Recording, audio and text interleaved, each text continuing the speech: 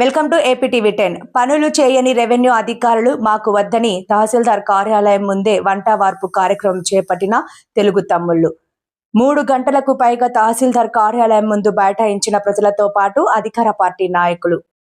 మా ప్రభుత్వంలో మాకు పనులు చేయకుండా నిర్లక్ష్యంగా వ్యవహరిస్తున్న తహసీల్దార్ మాకొద్దు అంటూ మంగళవారం కోసిగి తహసీల్దార్ కార్యాలయం ముందే తెలుగుదేశం పార్టీ జిల్లా మాజీ అధ్యక్షులు తిక్కారెడ్డి వర్గీయులు ధర్నా నిర్వహించి వంట వార్పు కార్యక్రమం చేపట్టారు. ఈ సందర్భంగా తెలుగుదేశం నాయకులు భరద్వాజ్ శెట్టి, ఎంపీటీసీ రాజు, మహాదేవ, కొండగేరి వీరారెడ్డి, చిన్న తాయన్న, నరసింహులు, నాడిగేని వీరారెడ్డి, పంపాపతి, రామయ్య తదితరులు మాట్లాడుతూ తెలుగుదేశం పార్టీ అధికారం చేపట్టి రాష్ట్రంలో ఎన్నో అభివృద్ధి కార్యక్రమాలు చేస్తుంటే కోసిగి తహసీల్దార్ మాత్రం కార్యాలయంకు సకాలంలో రాకుండా ఇష్టారాజ్యంగా వ్యవహరిస్తూ వైసీపీ వాళ్లకే పనులు చేసి పెడుతున్నారని వారు ఆరోపించారు.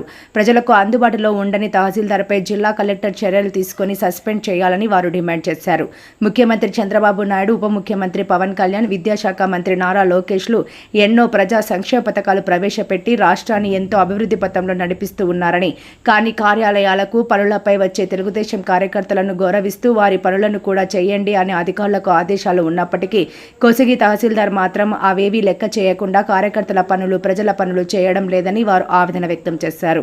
ముందుగా కోసిగిలోని రంగప్పకొండ వద్ద నుండి తహసీల్దార్ కార్యాలయం వరకు బైక్ ర్యాలీ నిర్వహించి తహసీల్దార్ కార్యాలయం ముందు 3 గంటల పాటు ధర్నా నిర్వహించి తహసీల్దార్కు వ్యతిరేకంగా నినాదాలు చేశారు. కార్యాలయంలో డబ్బులు ఇచ్చే వారికే పనులు చేస్తారని, వీఆర్ఓలు కూడా డబ్బులు ఇస్తేనే పనులు చేస్తున్నారన్నారు. డిమాండ్లతో కూడిన వినతి పత్రాన్ని కోసిగి ఆర్ఐకి అందజేశారు.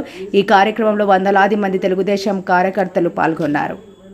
పై నాయకత్వము ఎంత బాగా పనిచేస్తున్నప్పటికీ ఇక్కడ కింద ఎంఆర్ఓలు కానీ, విఆర్ఓలు కానీ, ఇతర ఆఫీసర్లు కానీ వాళ్ళు చేసే చెడ్డ పనుల వల్ల మా ప్రభుత్వానికి చెడ్డ పేరు వస్తుంది. ఈరోజు ఇప్పటికి టైం ఎంత అయింది? 11:30 అయింది. ఈ రోజుకి ఇంకా ఎంఆర్ఓ ఆఫీసులో ఎంఆర్ఓ గారు లేరు. రోజు 1 గంటకి 2 గంటలకి వస్తాడు, 3-4కి వెళ్ళిపోతాడు. ఏమన్నా సమస్యలు ఉన్నాయని చెప్పుకుందామంటే వినని పరిస్థితి. ఏమనంటే స్పందనకు పోండి, కలెక్టర్ దగ్గర చెప్పుకోండి, నన్ను ఎవరు ఏం చేయలేరు అనే ధోరణిలో రిప్లై ఇస్తున్నాడు. వైఎస్ఆర్సీపీ వాళ్ళకేమో నిమిషాల్లో పని అయిపోతుంది. వీఆర్ఓలను అడ్డం పెట్టుకొని ఎవరు డబ్బులు ఇస్తే వాళ్ళకి పని చేస్తున్నాడు. ప్రభుత్వం వచ్చి 2 ఏళ్ళు అయినప్పటికీ మా కోసిగి ఎంఆర్ఓ ఆఫీస్ మాత్రము ఏమాత్రం చేంజెస్ అనేది లేదు.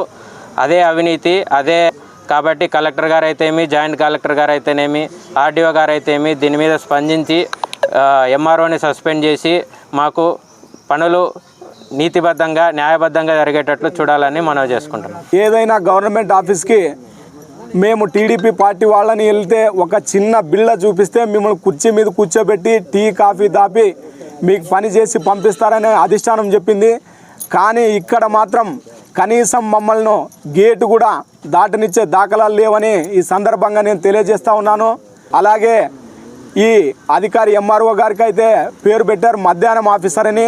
ఈయన ఎప్పుడు వస్తాడో తెలీదు, ఎప్పుడు పోతాడో తెలీదు. ప్రజలు, కార్యకర్తలు వాళ్ళు పని పాట వదులుకొని ఈ ఆఫీస్కి వస్తే ఆయన మాత్రం ఉలుకు లేదు, పలుకు లేదు.